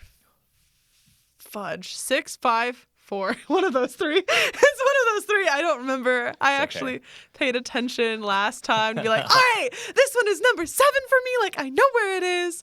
And so it is number 1 and 5 for her. So what we figured we would do 5. Okay, cool. Is we just have like a countdown until we reached these 2 movies, and we would just have the first movie in both of our lists be the last movie that we do. Yeah. And then of course we'll do this next one, which is my number 2. Yeah. And Rosemary's number 5. Are you? Oh. I was like, in my head, I was like, why didn't you wait until I said, like, and the movie is... Oh. That's okay. It's already ruined. Just kidding, it's not ruined. Should we have another moment of silence? All right, good movement. Good moment of silence. I had to hold my breath because I was like, the second I said it, I'm like, laughter is happening. Yeah, so she's laughing in her head. Rosemary's laughing in her head because our next movie is... A Silent Voice. Woo! Otherwise known as Koi no Katachi. Which is more literally translated the shape of voice. Yeah. If you watch this movie, whether you watch it in English, I'm pretty sure whether you watch it in English or Japanese, it's still the title is A Shape of Voice. So I'm not sure why it's called a silent voice for marketing purposes, because it looks prettier. Silent voice is more interesting than Shape of Voice. I guess I disagree with it, but I know it is for marketing, but it doesn't appear, which is very weird.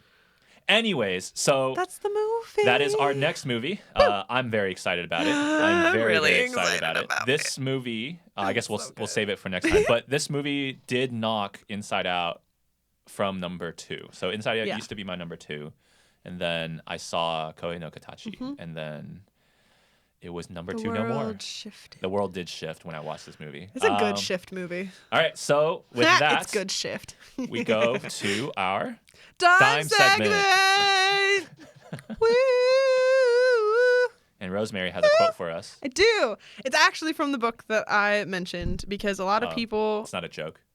I feel like we're having less and less jokes. I have a joke too. Oh, we have a joke too. Okay. I have a joke too. So it's silly. Which one would you prefer? Segment. Which one do you want first, Isaac? Oh, ye of demands. Oh, I'll do the quote first because I want to laugh at the end.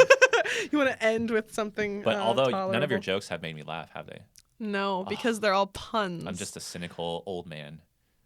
I feel like I'm gonna have to find one for that. Yeah, then. you have 2 more movies to go where you 2 more films to go where you need to find something that will make me laugh.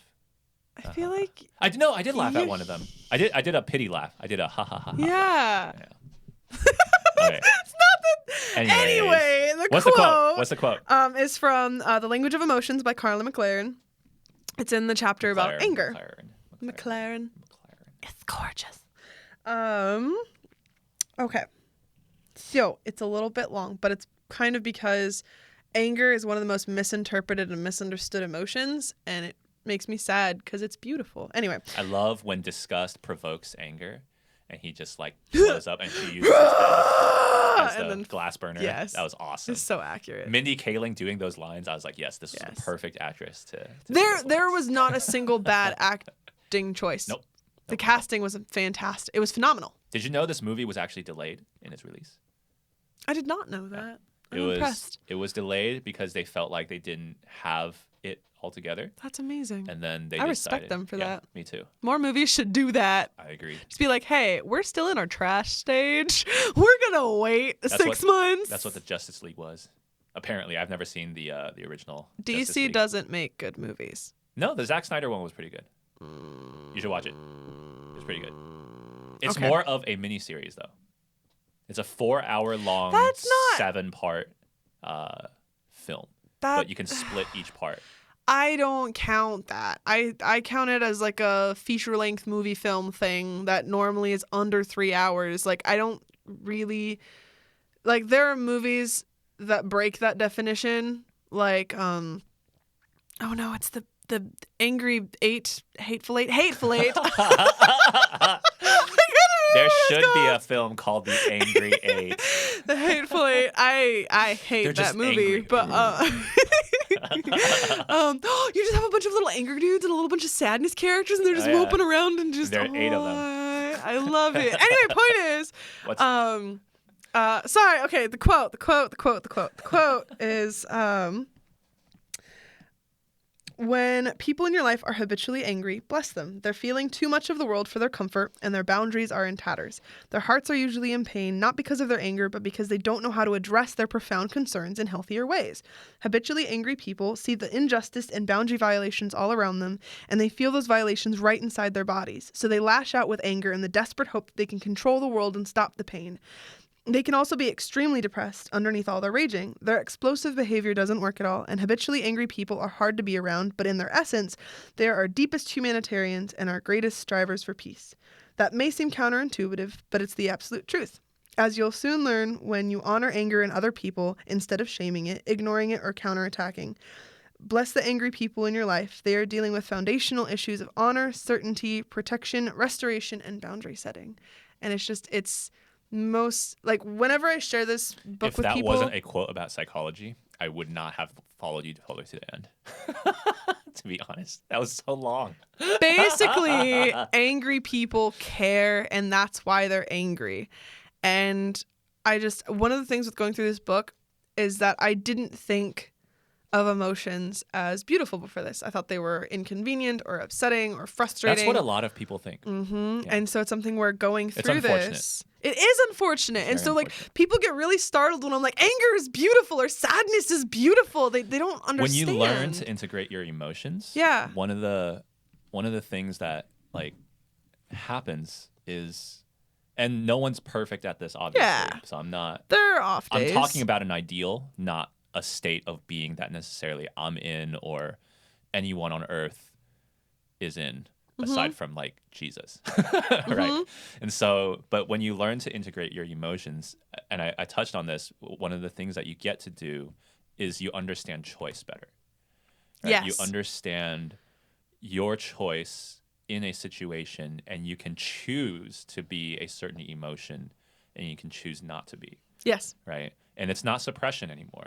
There's a difference between choosing an emotion and suppression of an Well, because there's emotion. expression and then repression. So you can either hurt Right. yourself or you can hurt other people. But there's also a third option of just allowing it to exist and Well, we're influence going a your little bit long decisions. at that point. So there's yeah. obviously a bigger Yeah. explanation for Yeah. this, but there is a difference between suppressing Yeah. or trying to get it away versus choosing a different emotion. Yeah. And one of the things that, hopefully this book, I haven't read your book, but hopefully I'd recommend it. hopefully the book is helping people do is to integrate the emotion. That And I is- forgot that to is the say whole part. this. I forgot to say this before, but a lot of people, I think, don't. This goes along with the quote, but I think a lot of people don't allow themselves to experience certain emotions. Yes. Right. And that lack of experience with it, like you don't get. I shouldn't make this definitive. If someone listening to us is going through depression, this is not for you. I'm not using this. Don't use this as advice because it's not advice. What I would recommend you do is, of course, go talk to someone who a professional can help you. who can help you. Do not take this as advice, please. And for anyone who is in trouble, don't take any of this podcast as advice, please. It's very important that you don't do that. We're not telling you to go do something. It's just Right. that these are our personal understandings of this at the moment. Well, sort of. So one of the things that a person can do to avoid getting into that depression is to allow themselves to experience a certain emotion. And oftentimes, again, it's not every time, but oftentimes that emotion is actually trying to get up, right? It's trying to get out in a sense. It wants to move. And so I'm not saying catharsis, but I am saying that your experience of those emotions, like sadness, is an integral part of you becoming a whole person again.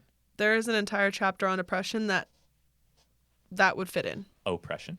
Depression. Oh, I heard oppression. Yes, she talks about the emotions, and oppression is one of them. You're oppressing me, Isaac. Okay. Sounds good. You would enjoy being a tyrant. Anyway, and then... Whoa. Wow. I am hurt. Really? I am going to go cry in a corner now? I'm going to experience my sadness emotion. The weight of the world. I'm going to go obsess about the weight of the world now. Enjoy it. Face down on the floor. Okay, so then the joke for the dime segment, Isaac, why did the robber take a bath before he stole from the bank? Why did the robber take a bath before he stole from the bank? Yeah. It has to be something to do with emotions, right? Why do I don't know. All I can think of right now is like he was drowning in tears of sadness. I don't know why. No, he wanted to make a clean getaway. That has nothing to do with Inside Out. You expected too much of me. I am disappointed. You're still smiling though. I am deeply He's disappointed. smiling. I'm smiling from the previous thing of you calling me a dictator. But I am deeply disappointed with that joke. Are you tyrannically disappointed? Deeply tyrannically Are you oppressed by my joke? Not at all. I'm going to oppress you for that joke. All right. I don't even know what that means. He took a bath before he stole from the bank because he wanted to make a clean getaway. It's absolutely ridiculous. Pun. Yeah. Okay, Which is why he doesn't like it. All right. I because he wants to make a... Okay, I guess I heard it. I didn't register the clean. So I just heard he wanted to make a getaway. And I was like, okay. My other favorite right. discovery of the a good morning pun. is that there's someone who went through and was like, hey, because of this, and this, God is an octopus. I thought that was hysterical. Maybe I'll share that. Yeah, next you have to time. show We'll it to see. me. You can't just say. It's Anyway. one of those you gotta be there jokes, and then you're not even there. Like I don't know what that's supposed to mean. All right, with that, thank you guys for listening to our episode and analysis of Inside Out. Yeet. We will see you next time with a silent voice. We're really excited about it. Really excited. It's gonna be fun. It's gonna be great. See you guys next time. Bye.